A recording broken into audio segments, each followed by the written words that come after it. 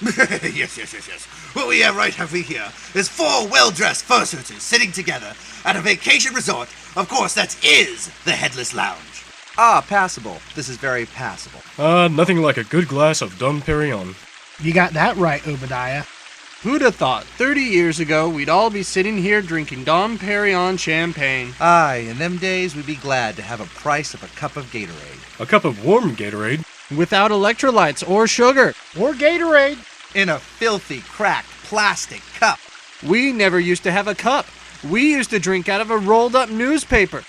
The best we could manage was to suck on a piece of damp cloth. Well, at least you had water for hydration. We'd go out and sit and just roast, relying on moisture in the air just to keep us cool.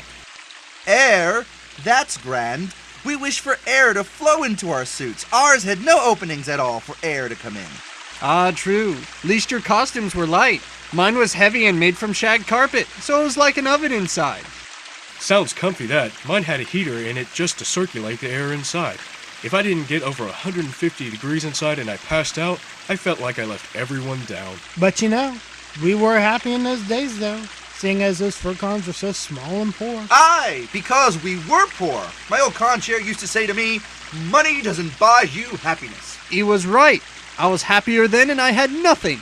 We used to suit out this tiny headless lounge with great big holes in the roof. Lounge? You were lucky to have a lounge. We used to suit out of a closet, all 126 of us. No furniture, half the floor was missing, and we were all huddled together in one corner for fear of falling.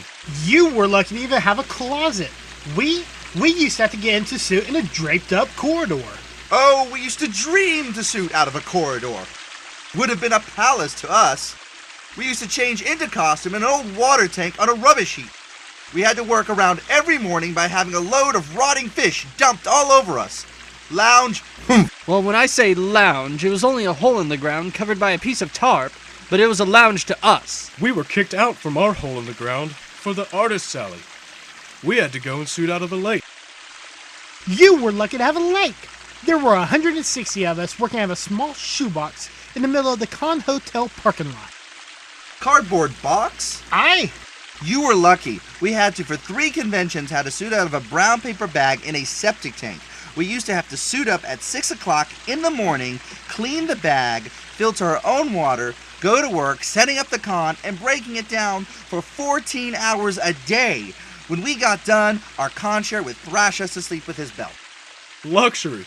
We used to have to suit up and get out of the lake at 3 o'clock in the morning, clean the lake, eat a handful of hot gravel, go to work at the mill every day for $1 a month to support the con, come back, and the conchair would beat us around the head and neck with a broken bottle, if we were lucky. Well, we had it tough. We used to have to get up out of our shoebox at 12 o'clock at night and lick the parking lot clean with our tongues. We had half a handful of freezing cold gravel, and to finance the con, we had to work 24 hours a day at the mill for $1 for every 6 years.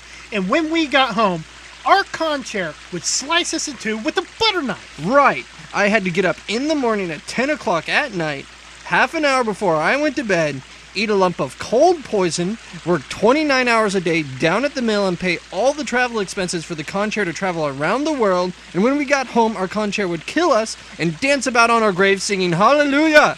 But you try and tell that to the new fursuiters today, and they won't believe you. No.